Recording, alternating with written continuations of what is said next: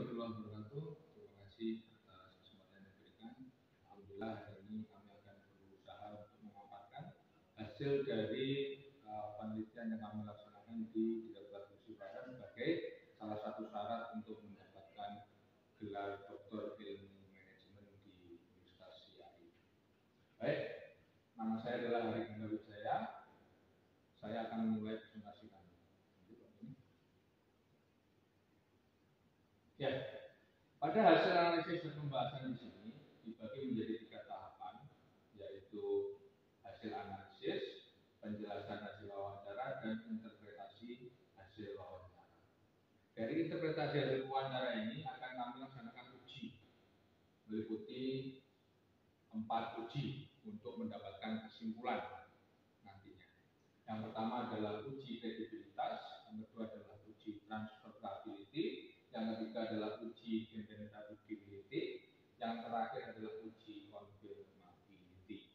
Lanjut. Baik, penelitian yang saya lakukan adalah menggunakan metode deskriptif kualitatif, yaitu mengkaji fenomena yang terjadi tentang permasalahan pada sumber daya manusia. Objek yang dipilih adalah SDM diploid perbaru kategori. Mengapa alasannya kami memilih objek ini? Karena objek ini menurut hasil observasi kami yang pertama memiliki karakter yang beragam, sehingga dapat kami simpulkan bisa menjadi miniatur dari polisi perairan di wilayah atau di polda-polda seluruh Indonesia, karena memiliki karakter yang beragam baik suku, agama, asal pengiriman, dan kebiasaan atau budaya terkait dengan sumber daya manusia. Yang kedua, Diploid Propolairut memiliki armada yang cukup banyak, baik kapal kelas A, kelas B, kelas C maupun non-tipe, yang tersebar di seluruh wilayah negara kesatuan Republik Indonesia untuk melaksanakan tugas bantuan kinerja operasi. Selanjutnya memiliki personel yang paling besar, yaitu lebih dari 2.700 personel. Yang terakhir, bisa dikatakan melaksanakan tugas di seluruh wilayah negara Republik Indonesia.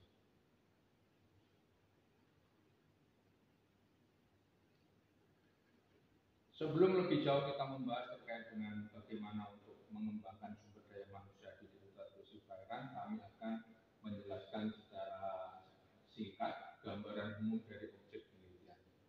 Polisi Perairan sudah lama sekali berdiri, jadi bagaimana kami melaksanakan studi literasi, membaca buku sejarah polisi perairan, kami simpulkan ada 1, 2, 3, 4, 5, 6, ada 7 tahapan yang sudah dilewati. Yang pertama di tahun 1951, di mana polisi perairan masuk dalam jabatan Kepolisian Negara Republik Indonesia. Selanjutnya perkembangannya di tahun 1956 dibentuklah 2 seksi, yaitu seksi udara yang digabung dalam polisi perairan. Jadi ada seksi udara dan ada seksi polisian perairan. Selanjutnya pada tahun 1985 dibentuklah menjadi subdit polair dan Satama Pol Udara, subdit Pol Udara di bawah Direktorat Samapta. Selanjutnya pada tahun 1956 pembentukan seksi udara pada jawatan kepolisian udara. Selanjutnya di tahun 1957 dua jawatan tadi, jawatan polisian udara dan jawatan polisian perairan digabung menjadi Korps Airut. Selanjutnya di tahun 2010 dipisah kembali, jadi di Pol Air sendiri, di Pol Udara sendiri di tahun 2010. Namun atas pertimbangan dan kajian-kajian yang dilakukan di tahun 2017 bergabung kembali menjadi Korps Air Polri. Ini kami berikan ilustrasi peta Indonesia di mana kapal-kapal polisi beserta anak buahnya bertugas di seluruh wilayah negara Republik Indonesia dan memiliki jumlah anggota yang sangat besar.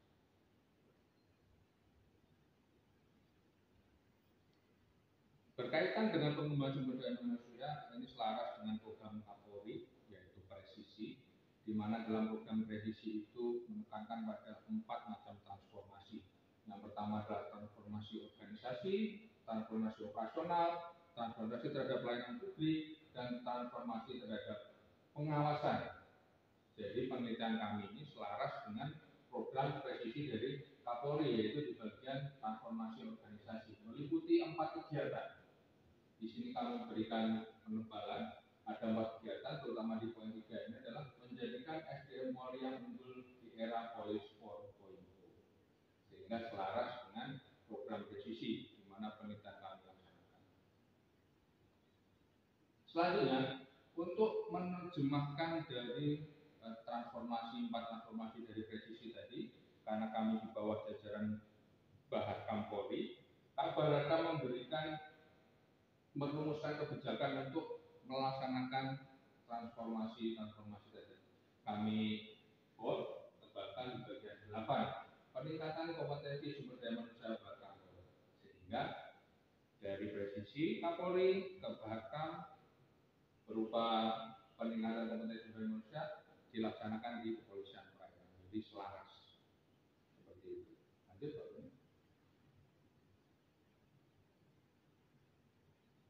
Baik, setelah kita tadi melihat gambaran umum dari objek penelitian, sekarang kita gambaran terhadap narasumber.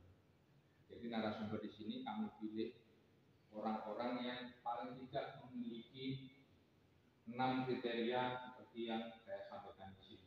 Yang pertama, memiliki pengalaman operasional sampai dengan tingkat komandan kapal untuk bagian navigasi dan sampai dengan kepala kamar mesin pada bagian mesin.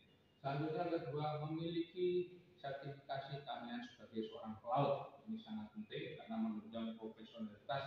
Yang ketiga, memiliki tugas dan tanggung jawab terkait SDM. Jadi kami akan bertanya pertanyaan terkait SDM yang sudah kami rumuskan, sehingga orang-orang yang menjadi narasumber atau informal ini dapat memberikan penjelasan terkait SDM. Yang keempat, memiliki pengalaman menerima personil baru. Karena di sini salah satu yang menjadi bahasan kami, bagaimana untuk meningkatkan kemampuan dan pengetahuan bagi personil yang baru. Jadi orang-orang ini pernah menerima atau mendapatkan anggota yang merupakan personil baru. Yang kelima adalah memiliki pengalaman mempunyai personil menjalankan tugas juga. Karena di pembahasan kami di siklus SDM Polri itu ada 5: penyediaan, pendidikan, penggunaan, perawatan, dan pelahiran. Kami di Direktorat Polisi Perairan terlibat pada 3 siklus terakhir, yaitu penggunaan, perawatan, dan pelahiran. Jadi di poin 5 ini terkait dengan pengalihan tugas. Yang kelima, yang keenam, dapat ditemui dan mungkin dilaksanakan wawancara, karena banyak pejabat yang sangat sibuk sehingga sulit untuk ditemui. Jadi kriteria terakhir adalah yang bisa dilaksanakan wawancara.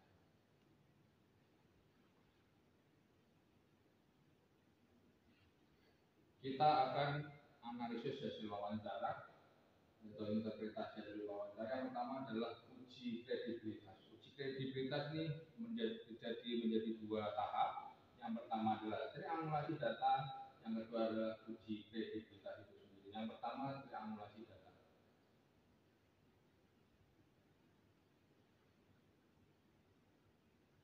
Nah, triangulasi data ini adalah proses sinkronisasi atau konfirmasi dari 3 sumber data. Yang pertama hasil observasi, data sekunder berupa dokumen ataupun peraturan.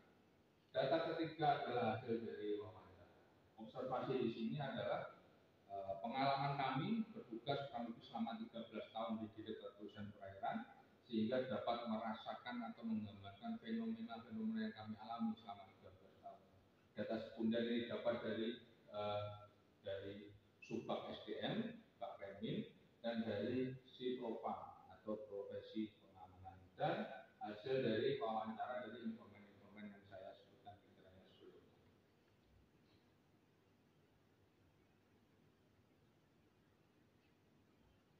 Hasil observasi, jadi pengalaman kami secara 12 tahun itu kurang lebih ada 7 yang menjadi permasalahan. Yang pertama, tidak terlibatnya di Polair dalam siklus SDM Polri, terutama dalam siklus pertama dan kedua, yaitu penyediaan dan pendidikan.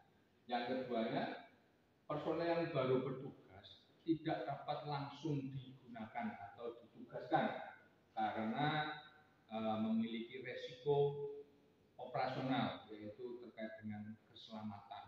dan pengetahuan mereka terhadap olah gerak, terhadap permesinan kapal, jadi belum bisa langsung digunakan. Yang ketiga, data menunjukkan bahwa sangat tinggi permohonan pindah tugas oleh personil sekolah. Yang keempat, pelanggaran disiplin dan kode etik pun sangat banyak. Nanti akan kami tampilkan data sumbernya.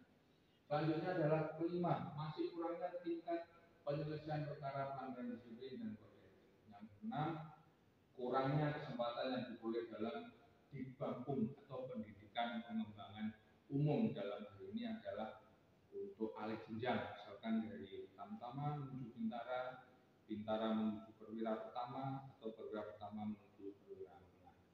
Yang terakhir, belum terwujudnya pengembangan karir untuk golongan tamtama. Jadi sampai sekarang untuk pembinaan karir tamtama belum dirumuskan dan belum juga dalam susunan organisasi dan tata kerja belum tercantum tamtama. Hal ini selaras dengan hasil data sekunder yang kami dapat. Di sini menunjukkan bahwa tadi ada anggota yang dalam proses pemeriksaan disiplin makhluk kode etik ini jumlahnya di sini adalah menurut perkara ini ada 24 perkara sampai dengan Agustus 2022. Di sini ada pelanggaran lain lagi, ada sekitar 12 perkara. Terus tadi masih rendahnya kesempatan untuk melaksanakan dibangkum di sini terlihat. Untuk SPIMA, SIP, PAG, SPIMEN, dan seterusnya sangat sedikit dibandingkan dengan jumlah anggota yang mencapai 2.700 orang. Ini data menunjukkan tadi saya menyampaikan bahwa total sampai dengan bulan Agustus 2022 anggota di Polhair anggota Polhair mencapai 2.716.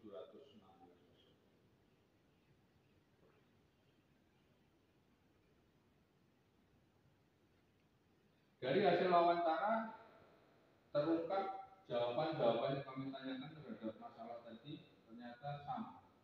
Jadi triangulasi data terhadap permasalahan yang kami rasakan didukung dengan data sekunder dan hasil wawancara terjadi hal yang sama, sehingga triangulasi data boleh dapat dikatakan terpenuhi. Lanjut. Selanjutnya ada uji kredibilitas atau pengecekan informan. Jadi sebelum kami melakukan wawancara, informan kami periksa terlebih dahulu latar belakangnya, di mana yang pertama adalah menggunakan pengalaman peneliti sendiri selama 13 tahun bertugas untuk menemukan informan. Yang kedua, informan itu pernah atau sedang menjabat sebagai komandan kapal maupun KKM, serta pernah atau sedang menjadi anak buah kapal. Yang ketiga, memiliki integritas yang baik, ditandai tidak ada catatan personil. Maksud catatan personil ini, jadi yang bersangkutan tidak pernah diperiksa dalam pelanggaran disiplin maupun kode etik. Selanjutnya, yang keempat, mempelajari persoalan tugas masing-masing informan, terutama terkait dengan pembinaan personil. Jadi kami periksa dokumen melalui Perkapol nomor 1 tahun 2020, di mana persoalan tugasnya memang mereka mengemban tugas untuk pembinaan sumber daya manusia. Yang kelima, menanyakan pertanyaan yang sama dengan para informan untuk melakukan konfirmasi.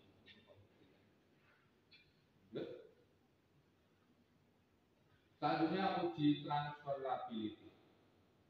Kami menggunakan metode transferability ini adalah diterapkan di tempat lain, dalam ini adalah kapal lain, sehingga metode wawancara pada informan yang berbeda namun sedang atau pernah menjabat sebagai komandan kapal, KKM maupun ABK. Jadi model nanti yang kami tawarkan, kami coba tanyakan kepada informan apakah itu mungkin dilakukan, sehingga hasil yang didapatkan nanti bisa diimplementasikan di dunia nyata, yaitu di kapal polisi. Yang kedua, melakukan konfirmasi langkah-langkah dalam memecahkan permasalahan. Setiap informan kami berikan permasalahan, beliau akan mencoba menjawab permasalahan itu berdasarkan ilmu kami bertanya kepada komandan kapal 1, kedua, ketiga, dan seterusnya, KKM yang pertama, kedua, dan ketiga, seterusnya, ABK pertama, kedua, ketiga, dan seterusnya untuk melaksanakan konfirmasi. Yang ketiga adalah ditemukan persesuaian dari jawaban, sehingga dari hasil tadi, termasuk yang data, uji transferability telah patut dapat dibuktikan. Selanjutnya adalah uji dependability. Ini dilaksanakan bersama kami selaku peneliti atau penulis bersama dengan promotor dan promotor untuk menjamin fokus masalah tidak melebar. Sesuai yang sudah kita sepakati dalam proposal. Selanjutnya proses memasuki lapangan, selanjutnya menentukan informasi dan narasumber, semua didampingi oleh promotor dan promotor. Sekaligus ada tahap terakhir adalah analisis data, interpretasi hasil wawancara. Dari data primer berupa wawancara, terus dari data sekunder berupa tabel, bagaimana disebutkan di bab 5, deskripsi informan atau narasumber, fokus penelitian terhadap perbaikan wilayah SDM polisi perairan. Hal ini semua dalam kontrol promotor dan promotor, sehingga penelitian kami diharapkan tidak mengembang terlalu jauh, sehingga terfokus pada permasalahan bagaimana melakukan human resources improvement. Lanjut. Selanjutnya yang keempat adalah uji confirmability atau uji objektivitas. Uji objektivitas ini adalah yang pertama, pernyataan dalam model yang diusulkan terkait permasalahan rekrutmen, manajemen kerja, pembinaan karir, persiapan guna tugas, upaya peningkatan pengetahuan, dan serta pengawasan. Yang kedua, informan atau narasumber memberikan jawaban senada, sehingga peneliti dapat menyimpulkan bahwa model yang peneliti tawarkan patut dapat diimplementasi. Lanjut, Pak Beni. Oke. Dalam hal ini, state of the art-nya yang pertama adalah perbedaan dari penelitian terdahulu, yaitu dalam hal lingkungan. Kenapa kami katakan lingkungan? Pada penelitian terdahulu, pada umumnya meneliti perkantoran, terus perusahaan, pabrik-pabrik, perdagangan, yang tujuannya untuk apa? Meningkatkan volume produksi, kualitas barang dan jasa, serta peningkatan kinerja. Jadi lingkungannya itu perkantoran, pabrik, pertokoan, yang mana mereka setelah selesai jam kerja mereka akan pulang ke kediamannya masing-masing atau tempat tinggalnya masing-masing. Lingkungannya. Akan tetapi kalau di kapal polisi akan seperti ini. Nah, lingkungan kerjanya adalah berupa kapal polisi, yaitu lingkungan kerja yang unik, di mana kapal itu berfungsi sebagai kantor, berfungsi sebagai tempat tinggal, dan berfungsi juga sebagai sarana untuk berinteraksi dalam kurun waktu yang panjang dan lama. Sehingga terdapat keunikan di sini, state of the art-nya adalah perbedaan lingkungan daripada penelitian-penelitian yang terdahulu. Yang kedua, pada penelitian-penelitian terdahulu ini, pegawai atau pekerja itu telah diuji dan mereka sudah sesuai dengan pengetahuan, keterampilan, sesuai dengan bidang pekerjaannya masing-masing. Selanjutnya, situasi kerjanya cenderung statis atau tidak ada perubahan yang signifikan terjadi setiap hari. Perubahan pasti ada, tapi tidak signifikan setiap saat. Dibandingkan dengan lingkungan kerja kapal polisi ini, seringkali dihadapkan dengan bahaya yang tidak terprediksi, sehingga lingkungannya berbeda. Yang satunya cenderung statis, di sini kadang statis, kadang dinamis, kadang terjadi anomali yang tidak terprediksi. Yang kedua, di kapal polisi sumber daya manusia yang ditugaskan adalah bermacam-macam. Sebagai pengguna, komandan kapal dan KKM mau tidak mau harus menerima mereka apa adanya. Sehingga di situ peran dari komandan kapal dan HKM melakukan peningkatan pengetahuan dan keterampilan kepada anggotanya.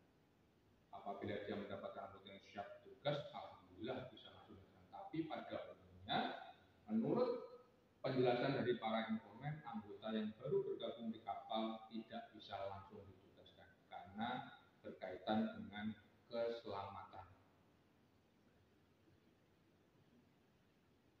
Nah, ini adalah model yang kami coba tawarkan dan coba kami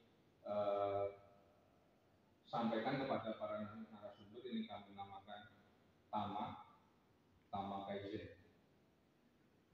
Segitiga ini adalah kapal di mana setiap level manajemen ada di situ. Lower management, middle management, top level management. Lower management ini adalah ABK kapal. Middle management ini adalah para perwira di kapal. Top level management ini adalah komandan kapal dan HKM. Ini adalah kapal. Di mana dia sebagai pengguna, dia memiliki harapan di sini bahwa dia dapat input anggota yang bisa langsung digunakan. Namun ternyata seperti tadi hasil observasi, hasil studi dan wawancara menyatakan salah satunya adalah tidak semua SDM yang ditugaskan di kapal bisa langsung ditugaskan. Sehingga di sini terjadi permasalahan. Kami menawarkan dalam model ini untuk menjawab permasalahan ini adalah menggunakan siklus dari teori PDCA atau Plan, Do, Check, and Action. Plan di mana seorang top level management atau middle management melakukan perencanaan apa yang akan dilakukan kepada anggotanya untuk meningkatkan pengetahuan dan keterampilannya. Do adalah menentukan langkah-langkahnya, apa yang harus dilakukan. Check adalah memeriksa dari langkah-langkah tadi apakah masih ada kekurangan atau ada yang ditambahkan. Action terakhir adalah melaksanakan dari perencanaan tadi setelah melalui tahap do dan check. Selanjutnya, hal itu dituangkan dalam bentuk ini adalah hanya contoh seperti ada learning, training, knowledge, experience, ability, growth, goal of duty, dan kompetensi. Yang terpenting dalam hal ini adalah experience. Karena komandan kapal dan HKM merupakan perwira senior di top level manajemen kapal ini yang dianggap memiliki pengetahuan dan kemampuan jauh lebih tinggi daripada anak buahnya, sehingga dia bisa menyusun standarisasi bagaimana seorang anak buah kapal itu yang layak melaksanakan tugas kepolisian di perairan. Selanjutnya dilaksanakan tes konfirmability, apakah itu hasil yang didapat dari standarisasi ini bisa diterapkan dalam piramida manajemen. Apabila masih terdapat kekurangan, siklusnya akan berulang. Apabila dia sudah selesai, berarti customer expectation-nya tadi akan terpenuhi dengan satisfaction. Jadi siklusnya akan terus berjalan.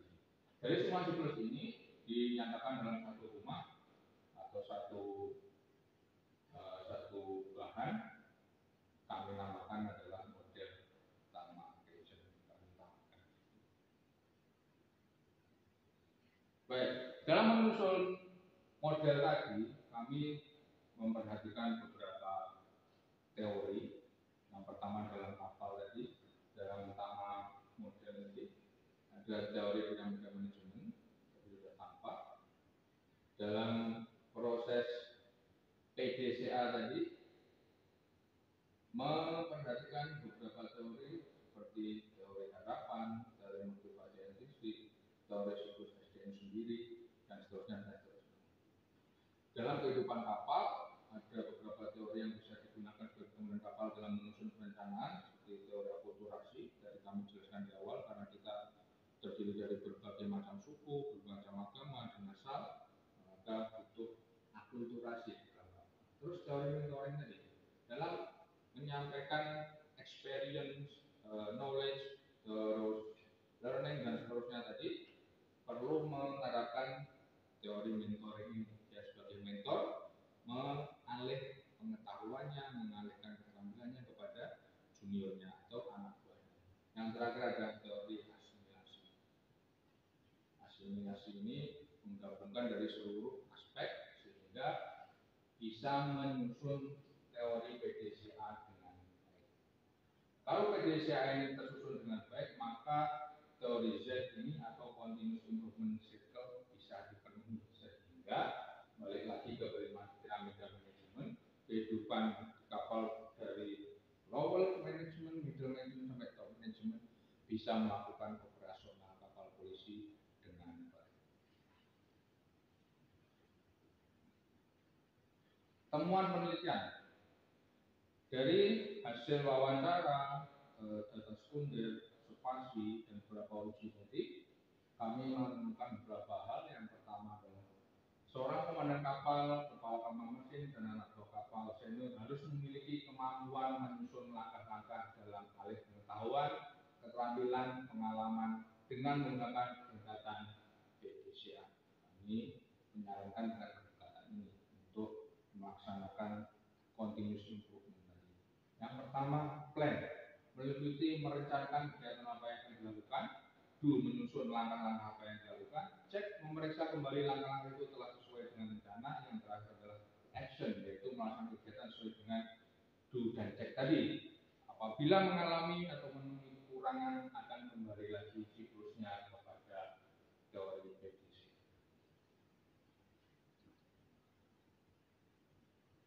Temuan yang kedua, treatment atau effort disusun tidak hanya berdasarkan jabatan struktural saja, namun juga menggunakan pendekatan personal atau pendekatan perorangan. Karena perbedaannya di lingkungan tadi. Lingkungannya adalah kapal polisi paling unik, di mana kedekatan personal itu lebih efektif digunakan untuk meningkatkan kinerja daripada menggunakan tools atau langkah biasa di polri tersebut adalah standar manajemen kinerja atau kontrak kerja. Karena fenomena yang terjadi memang pengisian kontrak kerja itu hanya sebagai persyaratan, tidak dilaksanakan dengan. Temuan yang kedua adalah treatment atau effort.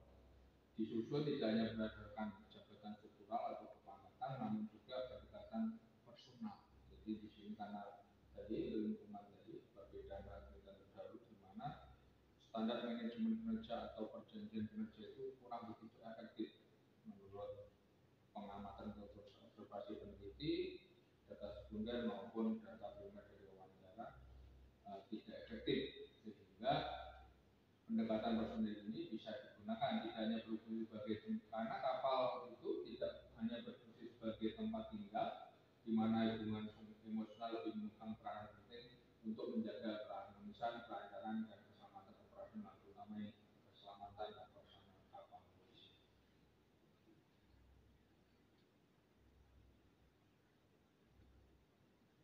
Kesimpulan,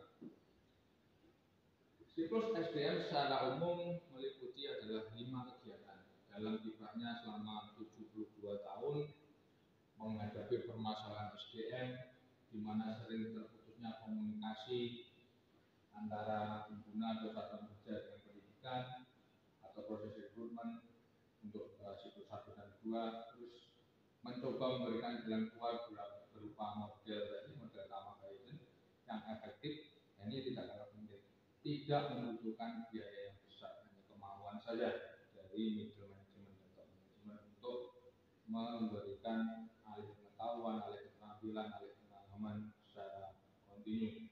Selanjutnya, kesimpulan yang kedua adalah evaluasi kerja menggunakan sistem manajemen kerja dengan sistem komutasi belum menjadi tolok ukur meningkatnya kinerja karena masih rendahnya kesadaran personil, khususnya komandan kapal, KKM, dan ABK sebagai alat ukur.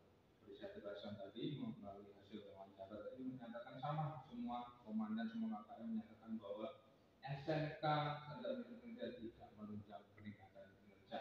Namun ada fenomena yang menarik, di mana kedekatan personal lebih efektif dalam meningkatkan kinerja serta keselamatan operasional.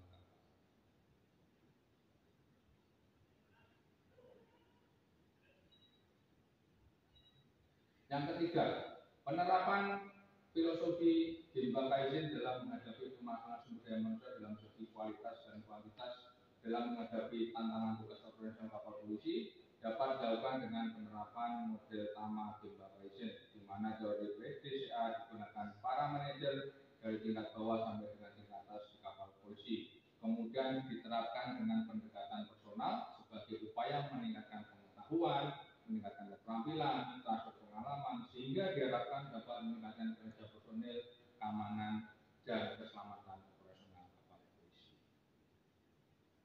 Saran kami bagi dua, saran untuk manajerial dan saran untuk peneliti selanjutnya. Yang pertama, saran untuk manajerial. Yang pertama, pendekatan personal akan lebih efektif pada lingkungan kapal polisi. Yang kedua, regenerasi berkesinambungan dengan menerima personil yang telah memiliki pengalaman kerja di bidang nautika, teknika, maupun elektronika. Jadi, pada saat regenerasi personil baru, sebaiknya yang direkrut untuk tadi menyederhanakan proses dari kajian Tama Embarkation jadi bisa merekrut orang-orang yang sudah pernah bekerja atau berpengalaman, terutama sebagai seorang pelaut. Yang ketiga, promosi jabatan tidak hanya berdasarkan pangkat namun juga pengalaman tugas. Yang terakhir, membuka kesempatan seluas-luasnya bagi personil untuk mengembangkan diri tanpa dibatasi pangkatan. Karena menurut kami semua anggota memiliki hak untuk melakukan pengembangan diri, baik sekolah ataupun kursus ataupun di kampus. Jadi semua tidak usah dibatasi dengan pangkat. Kalau mereka ingin mengembangkan dirinya, berikan kesempatan. Saran yang kedua, yaitu untuk peneliti selanjutnya. Yang pertama, dapat dikembangkan dalam kondisi yang berbeda dengan pendekatan lebih kompleks. Dapat dilakukan dengan mencari fokus dan subfokus yang dapat mempengaruhi model penelitian yang berbeda, yaitu Tama Embarkation. Yang kedua, mengkaji faktor lain pengembangan SDM kapal polisi untuk penyempurnaan model Tama Embarkation dalam siklus SDM khususnya kapal polisi. Yang ketiga, mengungkapkan hal apa saja yang dapat digunakan dalam pengembangan sumber daya SDM polisi perairan. Dalam hal ini tadi kami menggunakan pendekatan personal. Lanjut. Baik.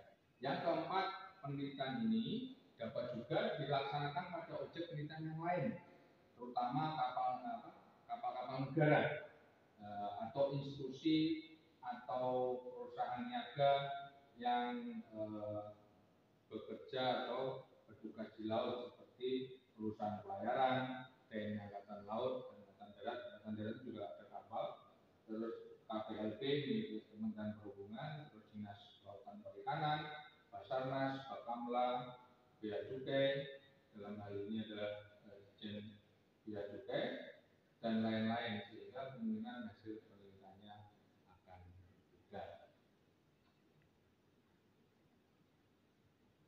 Sekian paparan kami terkait hasil penelitian. Semoga bisa mendapatkan respon dan diskusi yang sangat baik sehingga kami dapat melengkapi dan menyempurnakan hasil penelitian kami. Demikian, terima kasih. Wassalamualaikum.